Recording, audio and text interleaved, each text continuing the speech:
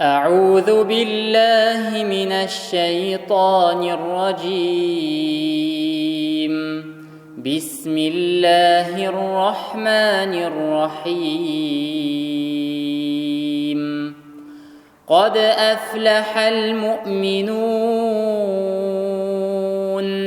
الذين هم في صلاتهم خاشعون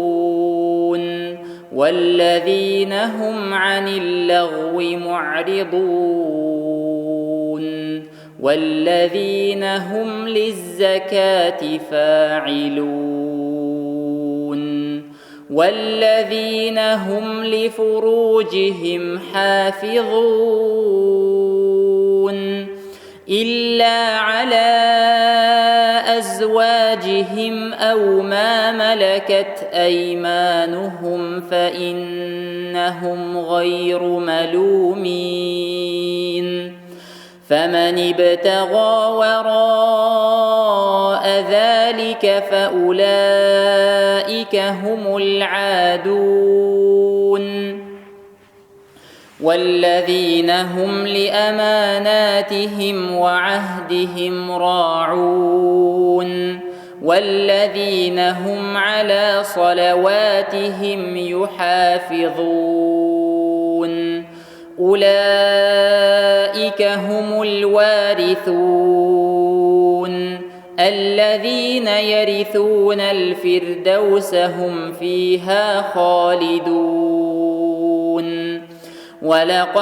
ولقد خلقنا الإنسان من سلالة من طين ثم جعلناه نطفة في قرار مكين ثم خلقنا النطفة علقة فخلقنا العلقة مضغة فخلقنا المضغة عظاما فكسونا العظام لحما ثم أنشأناه خلقا آخر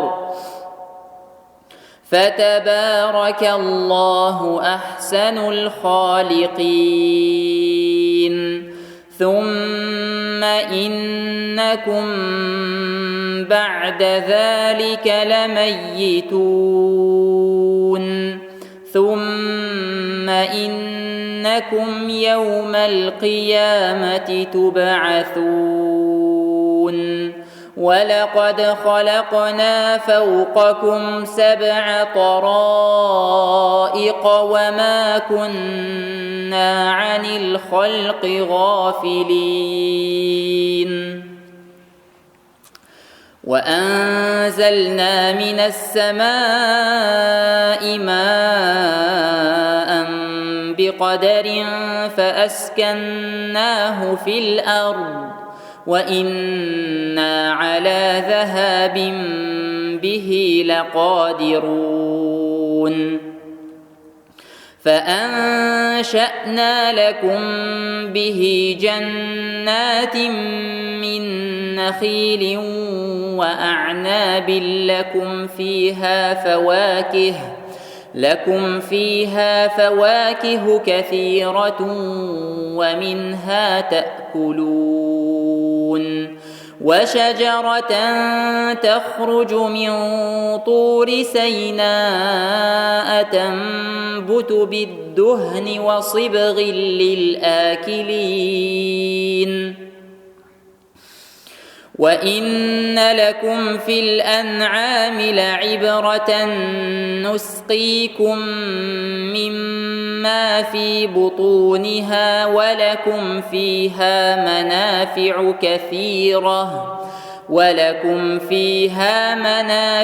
كثيرة ومنها تأكلون وعليها وعلى الفلك تحملون. ولقد أرسلنا نوحا إلى قومه فقال يا قوم اعبدوا الله ما لكم من إله غيره أفلا تتقون فقال الملأ الذين كفروا من قومه ما هذا إلا بشر مثلكم يريد أن يتفضل عليكم ولو شاء الله لأنزل ملائكة ما سمعنا بهذا في آبائنا الأولين إن هو إلا رجل به جنة فتربصوا به حتى حين قال رب انصرني بما كذبون فأوحينا إليه أن اصنع الفلك بأعيننا ووحينا فإذا جاء أمرنا وفارت النور فاسلك فيها من كل زوجين اثنين وأهلك إلا من سبق عليه القول منهم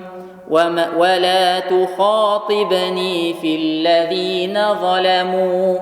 إنهم مغرقون فإذا استويت أنت ومن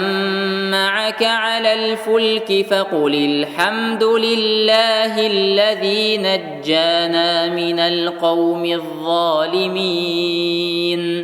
وقل رب أنزلني منزلا مباركا وأنت خير المنزلين إن في ذلك لآيات وإن كنا لمبتلين ثم أنشأنا من بعدهم قرنا آخرين فأرسلنا فيهم رسولا منهم أن اعبدوا الله ما لكم من إله غيره أفلا تتقون وقال الملأ من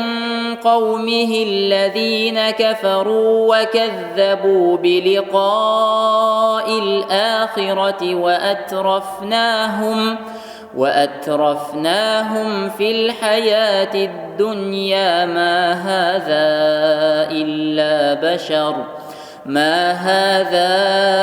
إلا بشر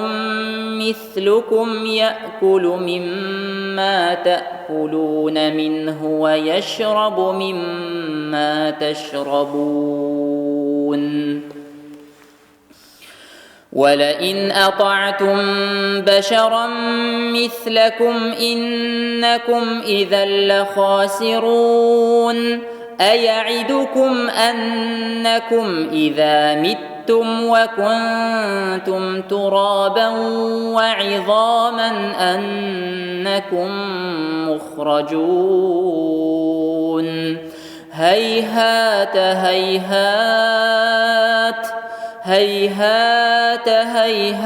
لما توعدون إن هي إلا حياتنا الدنيا نموت ونحيا وما نحن بمبعوثين إن هو إلا رجل افترى على الله كذبا وما نحن له بمؤمنين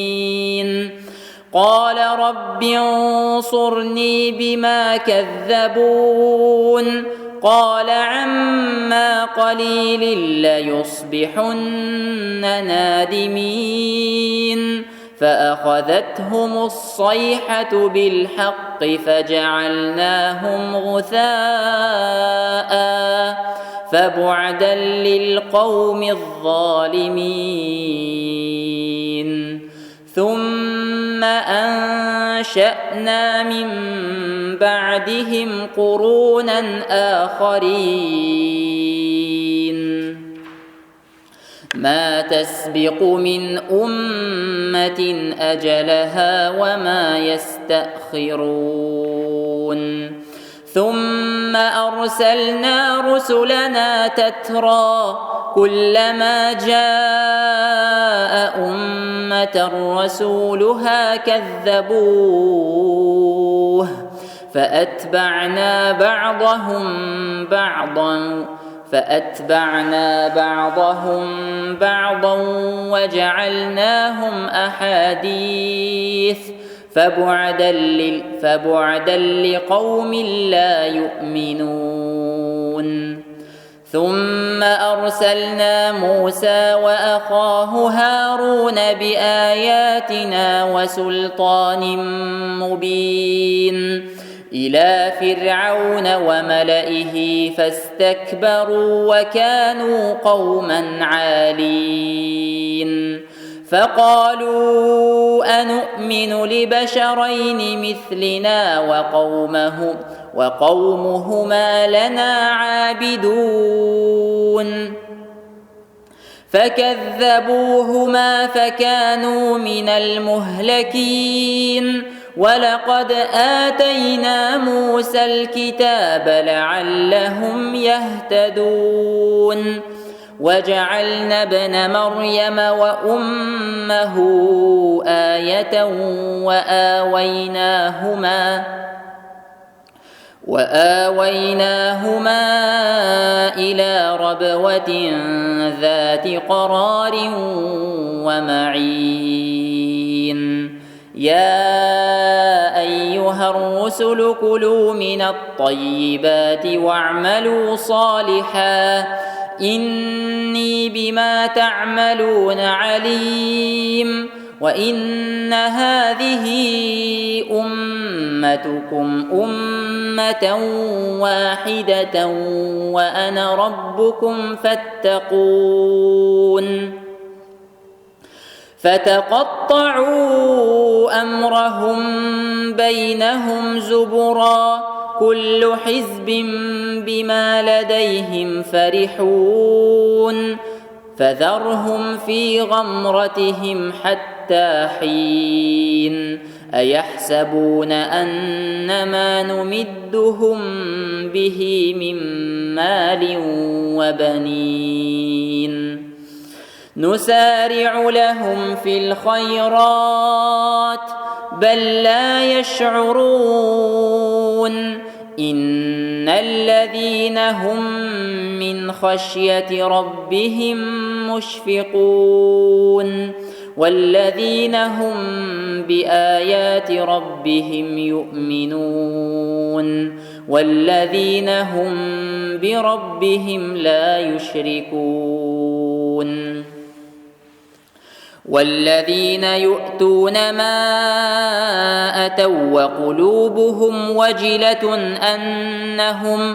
أنهم إلى ربهم راجعون أولئك يسارعون في الخيرات وهم لها سابقون. ولا نكلف نفسا إلا وسعها ولدينا كتاب ينطق بالحق وهم لا يظلمون. بل قلوبهم في غمرة من هذا ولهم أعمال من دون ذلك هم لها عاملون.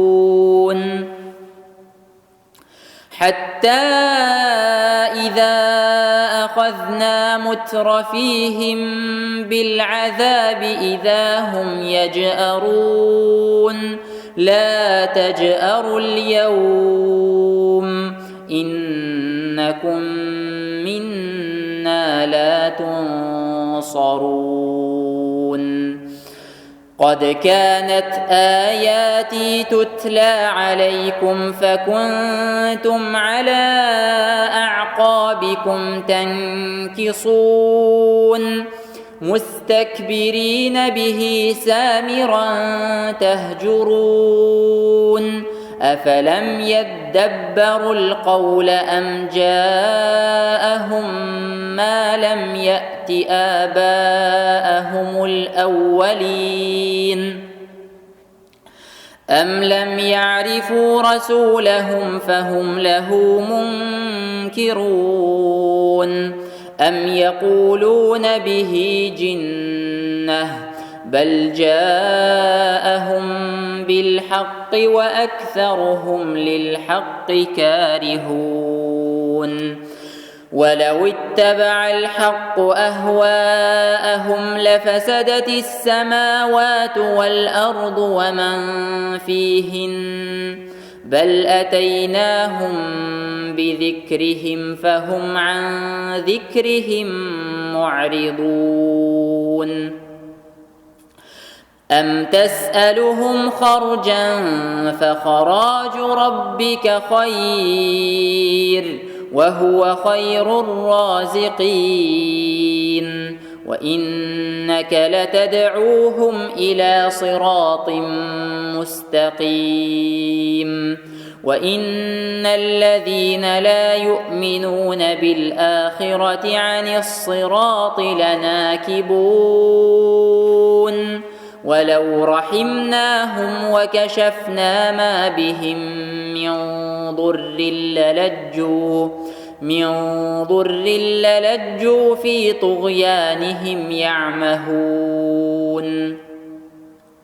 ولقد أخذناهم بالعذاب فما استكانوا لربهم وما يتضرعون حتى إذا فتحنا عليهم بابا ذا عذاب شديد إذا هم فيه مبلسون وهو الذي أنشأ لكم السمع والأبصار والأفئدة قليلا ما تشكرون وهو الذي ذرأكم في الأرض وإليه تحشرون وهو الذي يحيي ويميت وله اختلاف الليل والنهار أفلا تعقلون بل قالوا مثل ما قال الأولون قالوا أإذا متنا وكنا ترابا وعظاما أإنا لمبعوثون لقد وعدنا نحن وآباؤنا هذا من قبل إن هذا إلا أساطير الأولين قل لمن الأرض ومن فيها إن كنتم تعلمون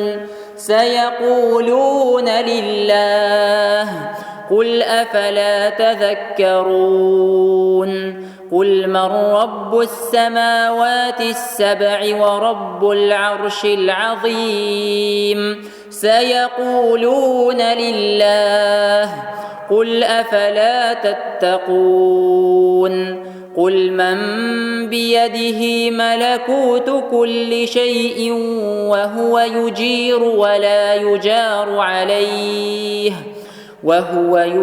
ولا يجار عليه إن كنتم تعلمون سيقولون لله قل فأنى تسحرون بل أتيناهم بالحق وإنهم لكاذبون ما اتخذ الله من ولد وما كان معه من إله إذا لذهب كل إله بما خلق ولعلى بعضهم على بعض سبحان الله عما يصفون عالم الغيب والشهادة فتعالى عما يشركون قل رب إما تريني ما يوعدون رب فلا تجعلني في القوم الظالمين وإنا على أن نريك ما نعدهم لقادرون ادفع بالتي هي أحسن السيئة نحن أعلم بما يصفون وقل رب أعوذ بك من همزات الشياطين وأعوذ بك رب أن يحضرون حتى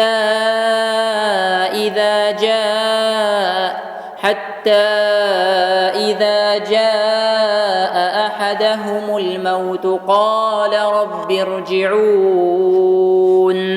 لعلي أعمل صالحا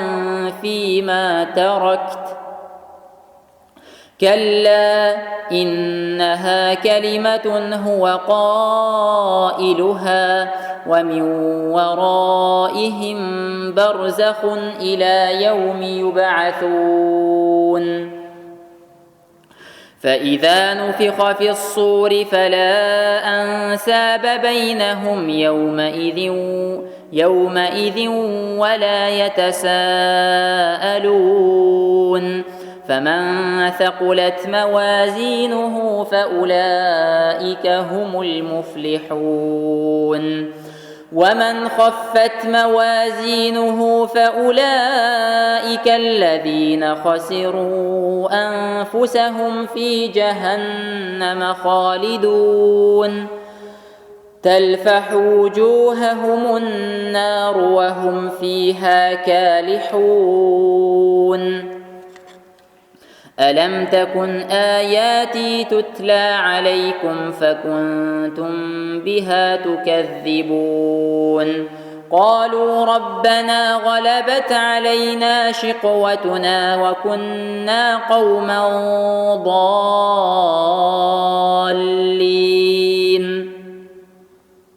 ربنا أخرجنا منها فإن عدنا فإنا ظالمون قال اخسئوا فيها ولا تكلمون إنه كان فريق من عبادي يقولون ربنا آمنا فاغفر لنا وارحمنا وأنت خير الراحمين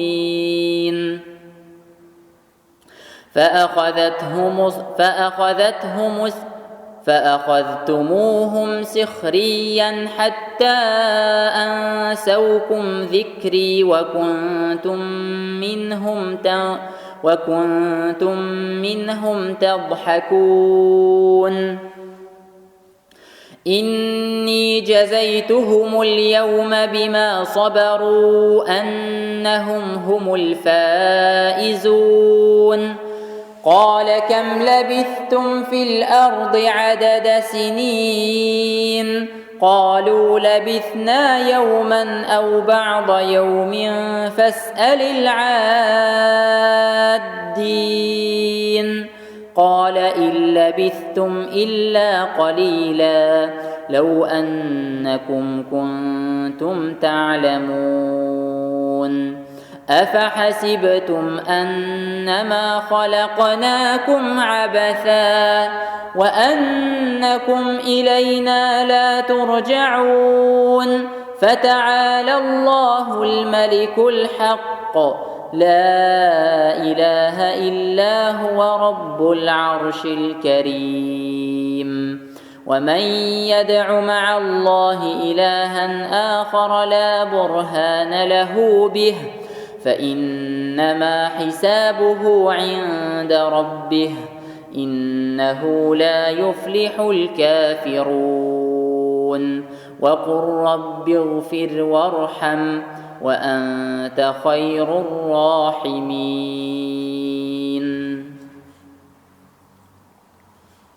بسم الله الرحمن الرحيم سورة أنزلناها وفرضناها وأنزلنا فيها آيات بينات لعلكم تذكرون الزانية والزاني فاجلدوا كل واحد منهما 100 جلدة ولا تأخذكم بهما رأفة في دين الله إن كنتم تؤمنون بالله واليوم الآخر وليشهد عذابهما طائفة من المؤمنين الزاني لا ينكح إلا زانية أو مشركة والزانية لا ينكحها إلا زان أو مشرك وحرم ذلك على المؤمنين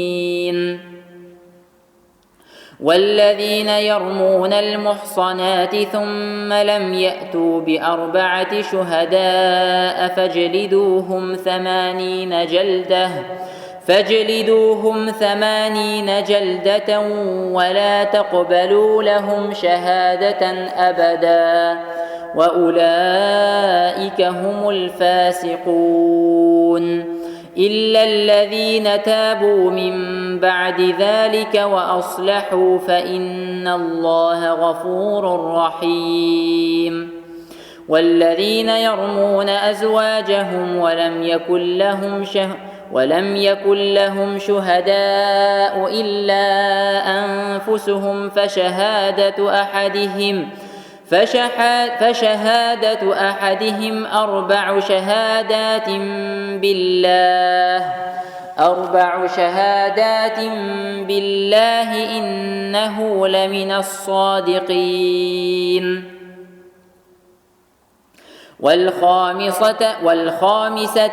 والخامسة أن لعنة الله عليه إن كان من الكاذبين ويدرأ عنها العذاب أن تشهد 4 شهادات بالله إنه لمن الكاذبين والخامسة أن غضب الله عليها إن كان من الصادقين ولولا فضل الله عليكم ورحمته وأن الله تواب حكيم إن الذين جاءوا بالإفك عصبة منكم لا تحسبوه شرا لكم بل هو خير لكم لكل امرئ منهم ما اكتسب من الإثم والذين تولى كبره منهم له عذاب عظيم لولا إذ سمعتموه ظن المؤمنون والمؤمنات بأنفسهم خيرا وقالوا هذا إفك مبين لولا جاءوا عليه ب4 شهداء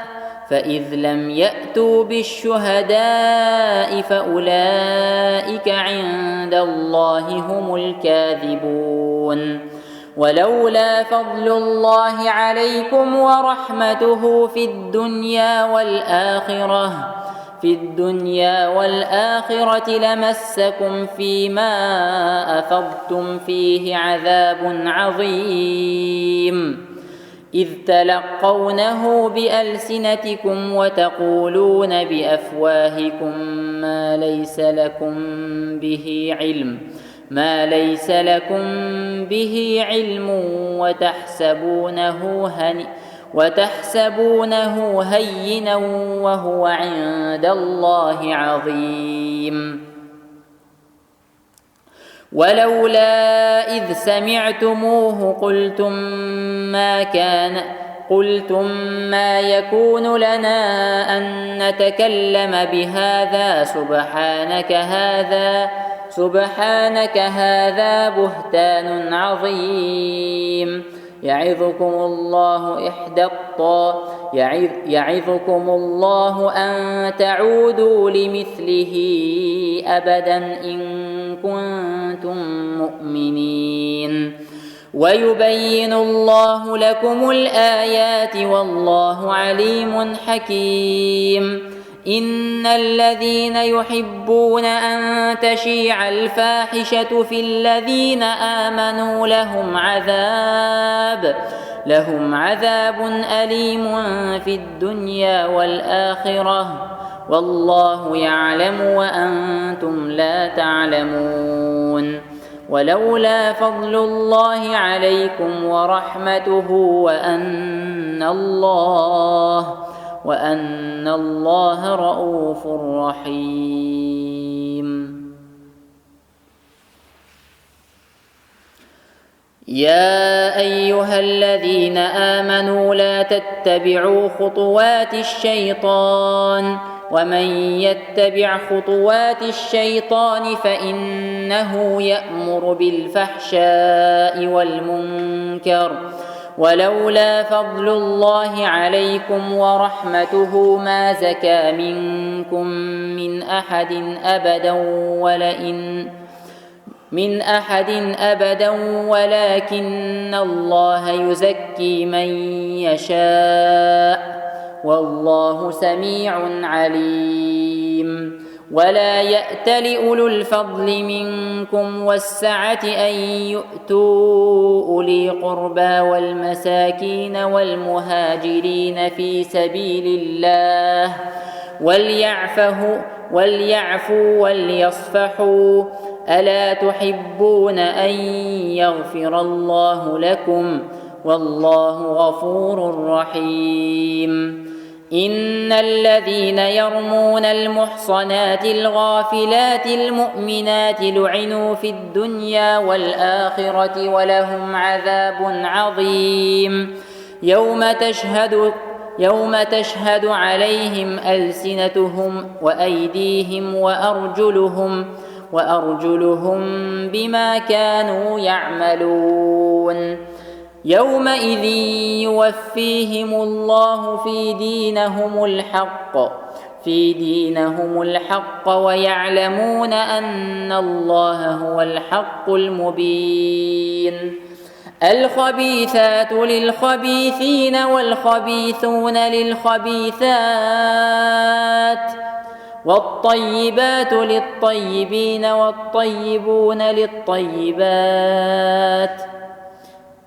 أولئك مبرؤون مما يقولون لهم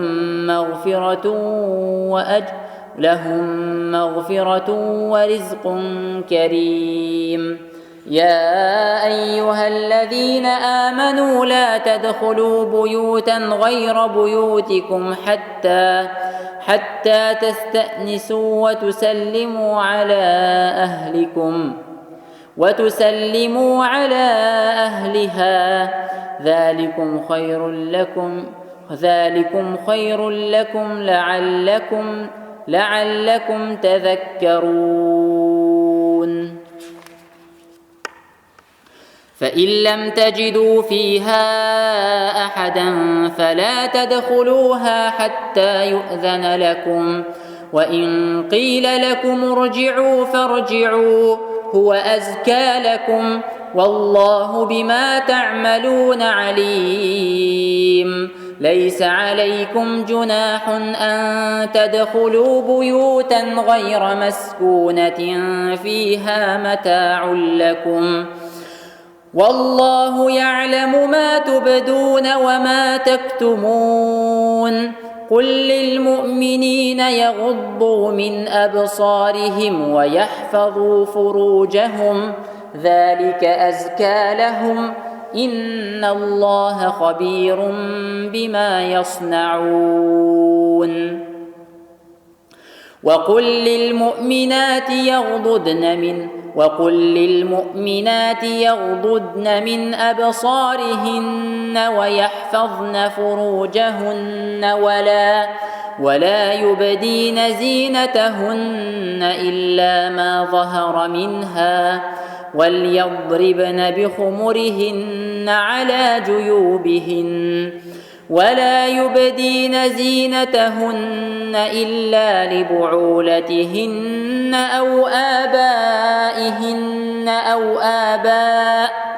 أو آباء بعولتهن أو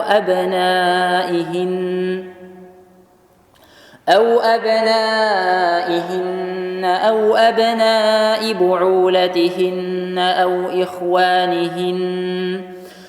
إخوانهن أو بني إخوانهن أو بني أخواتهن أو نسائهن أو ما ملكت أيمانهن أو التابعين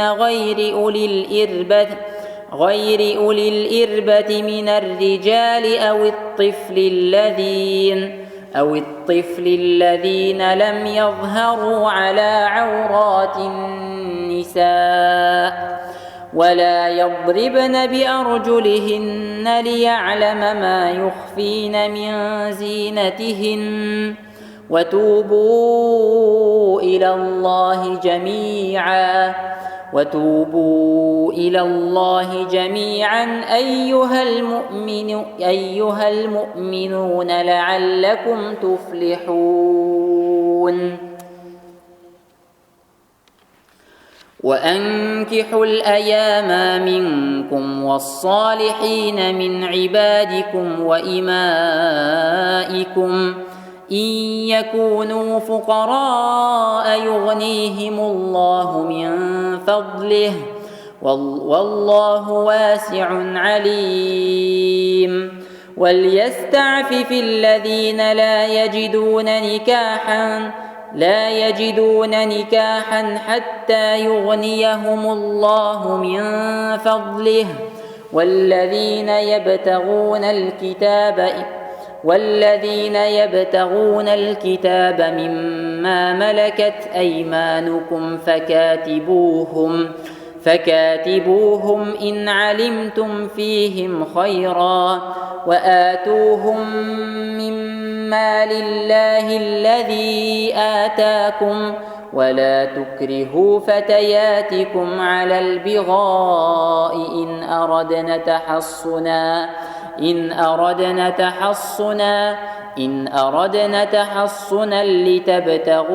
لتبتغوا عرض الحياة الدنيا ومن يكرههن فإن الله من بعد إكراههن غفور رحيم ولقد أنزلنا إليكم آيات مبينات ومثلا من الذين خلوا من قبلكم وموعظة للمتقين الله نور السماوات والأرض مثل نوره كمشكاة فيها المصباح في زجاجة الزجاجة كأنها كوكب دري يوقد من شجرة مباركة زيتونة لا شرقية ولا غربية يكاد زيتها يضيء ولو لم تمسسه نور على نور يهدي الله لنوره من يشاء ويضرب الله الأمثال للناس والله بكل شيء عليم في بيوت أذن الله أن ترفع ويذكر فيها اسمه يسبح له فيها بالغدو والآصال رجال لا تلهيهم تجارة ولا بيع عن ذكر الله وإقام الصلاة وإيتاء الزكاة يخافون يوما تتقلب فيه القلوب والأبصار ليجزيهم الله أحسن ما عملوا ويزيدهم من فضله والله يرزق من يشاء بغير حساب والذين كفروا أعمالهم كسراب بقيعة يحسبه الظمآن ماء حتى إذا جاءه لم يجده شيئا ووجد الله عنده فوفاه حسابه والله سريع الحساب أو كظلمات في بحر لجي يغشاه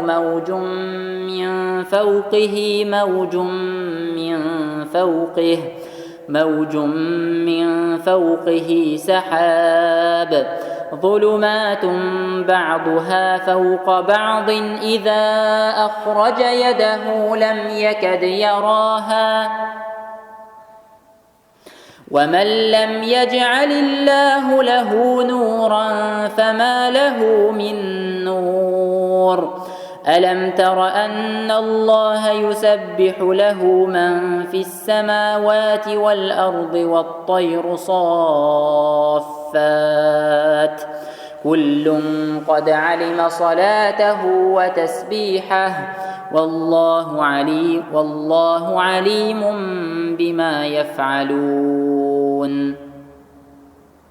ولله ملك السماوات والأرض وإلى الله المصير ألم تر أن الله يزجي سحابا ثم يؤلف بينه ثم يجعله ركاما فترى الودق يخرج من خلاله وينزل من السماء من جبال فيها من برد فيصيب به من يشاء ويصرفه عن من يشاء يكاد سنا برقه يذهب بالأبصار يقلب الله الليل والنهار إن في ذلك لعبرة لأولي الأبصار والله خلق كل دابة من ماء فمنهم من يمشي على بطنه ومنهم من يمشي على رجلين ومنهم من يمشي على 4 يخلق الله ما يشاء إن الله على كل شيء قدير لقد أنزلنا آيات مبينات والله يهدي من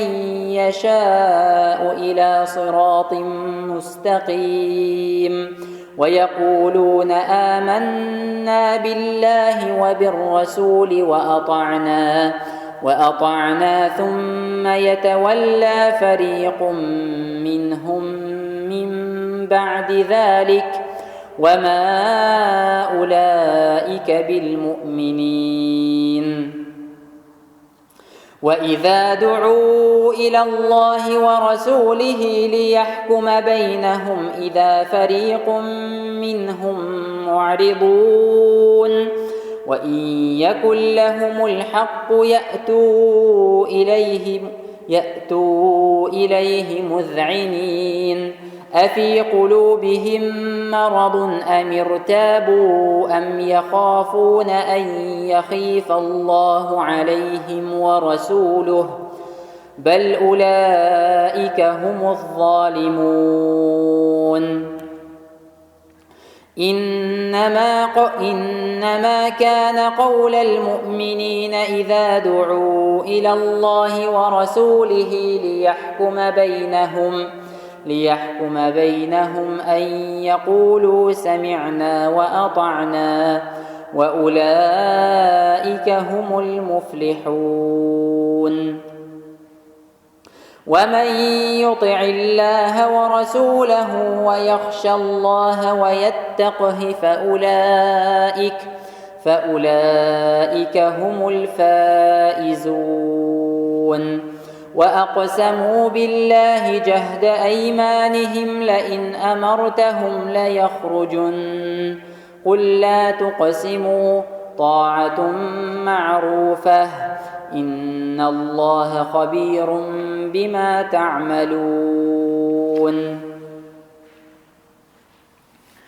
قل أطيعوا الله وأطيعوا الرسول فإن تولوا فإنما عليه ما حمل وعليكم ما حملتم وإن تطيعوه تهتدوا وما على الرسول إلا البلاغ المبين وعد الله الذين آمنوا منكم وعملوا الصالحات ليستخلفنهم في الأرض كما استخلف الذين من قبلهم وليمكنن لهم دينهم الذي ارتضى لهم وليبدلنهم من بعد خوفهم أمنا يعبدونني لا تشركون بي شيئا ومن كفر بعد ذلك فأولئك هم الفاسقون وأقيموا الصلاة وآتوا الزكاة وأطيعوا الرسول لعلكم ترحمون لا تحسبن الذين كفروا معجزين في الأرض ومأواهم النار ولبئس المصير يا أيها الذين آمنوا ليستأذنكم الذين ملكت أيمانكم والذين لم يبلغوا الحلم منكم 3 مرات من قبل صلاة الفجر وحين تضعون ثيابكم من الظهيرة ومن بعد صلاة العشاء 3 عورات لكم ليس عليكم ولا عليهم جناح بعدهن طوافون عليكم بعضكم على بعض كذلك يبين الله لكم الآيات والله عليم حكيم وإذا بلغ الأطفال منكم الحلم فليستأذنوا كما استأذن الذين من قبلهم كذلك يبين الله لكم آياته والله عليم حكيم والقواعد من النساء اللاتي لا يرجون نكاحا فليس عليهن جناح أن يضعن ثيابهن غير متبرجات بزينة وأن يستعففن خير لهن والله سميع عليم ليس على الأعمى حرج ولا على الأعرج حرج ولا على المريض حرج ولا على أنفسكم أن تأكلوا من بيوتكم أو بيوت آبائكم أو بيوت أمهاتكم أو بيوت إخوانكم أو بيوت أخواتكم أو بيوت أعمامكم أو بيوت عماتكم أو بيوت أخوالكم أو بيوت خالاتكم أو ما ملكتم مفاتحه أو صديقكم. ليس عليكم جناح أن تأكلوا جميعا أو أشتاتا، فإذا دخلتم بيوتا فسلموا على أنفسكم تحية من عند الله مباركة طيبة، كذلك يبين الله لكم الآيات لعلكم تعقلون. إنما المؤمنون الذين آمنوا بالله ورسوله وإذا كانوا معه على أمر جامع لم يذهبوا حتى يستأذنوه. إن الذين يستأذنونك أولئك الذين يؤمنون بالله ورسوله، فإذا استأذنوك لبعض شأن فأذن لمن شئت منهم واستغفر لهم الله، إن الله غفور رحيم. لا تجعلوا دعاء الرسول بينكم كدعاء بعضكم بعضا، قد يعلم الله الذين يتسللون منكم لواذا، فليحذر الذين يخالفون عن أمره أن تصيبهم فتنة أو يصيبهم عذاب أليم. ألا إن لله ما في السماوات والأرض، قد يعلم ما أنتم عليه ويوم يرجعون إليه فينبئهم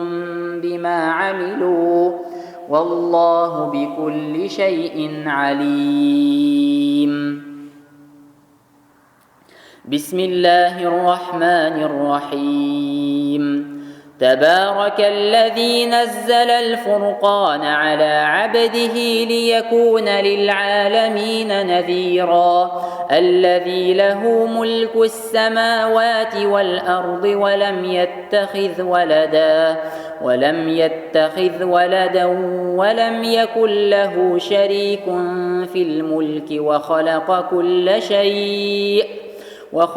كل شيء فقدره تقديرا. واتخذوا من دونه آلهة لا يخلقون شيئا وهم يخلقون، ولا يملكون لأنفسهم ضرا ولا نفعا، ولا يملكون موتا ولا حياة ولا نشورا. وقال الذين كفروا إن هذا إلا إفك افتراه وأعانه عليه قوم آخرون، فقد جاءوا ظلما وزورا، وقالوا أساطير الأولين اكتتبها فهي تملى عليه بكرة وأصيلا.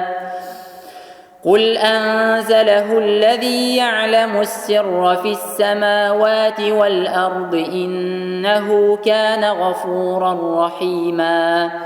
وقالوا ما لهذا الرسول يأكل الطعام ويمشي في الأسواق لولا أنزل إليه ملك فيكون معه نذيرا أو يلقى إليه كنز أو تكون له جنة يأكل منها. وقال الظالمون إن تتبعون إلا رجلا مسحورا انظر كيف ضربوا لك الأمثال فضلوا فلا يستطيعون سبيلا. تبارك الذي إن شاء جعل لك خيرا من ذلك جنات تجري من تحتها الأنهار ويجعل لك قصورا بل كذبوا بالساعة وأعتدنا لمن كذب بالساعة سعيرا. إذا رأتهم من مكان بعيد سمعوا لها تغيظا وزفيرا وإذا ألقوا منها مكانا ضيقا مقرنين دعوا هنالك ثبورا لا تدعوا اليوم ثبورا واحدا وادعوا ثبورا كثيرا. قل أذلك خير أم جنة الخلد التي وعد المتقون كانت لهم جزاء ومصيرا لهم فيها ما يشاءون خالدين كان على ربك وعدا مسئولا. ويوم يحشرهم وما يعبدون من دون الله فيقول أأنتم أضللتم عبادي هؤلاء أم هم ضلوا السبيل قالوا سبحانك ما كان ينبغي لنا أن نتخذ من دونك من أولياء ولكن متعتهم وآباءهم حتى نسوا الذكر وكانوا قوما بورا فقد كذبوكم بما تقولون فما تستطيعون صرفا ولا نصرا ومن يظلم منكم نذقه عذابا كبيرا. وما أرسلنا قبلك من المرسلين إلا إنهم ليأكلون الطعام ويمشون في الأسواق وجعلنا بعضكم لبعض فتنة أتصبرون وكان ربك بصيرا. صدق الله العظيم. سبحان ربك رب العزة عما يصفون وسلام على المرسلين والحمد لله رب العالمين.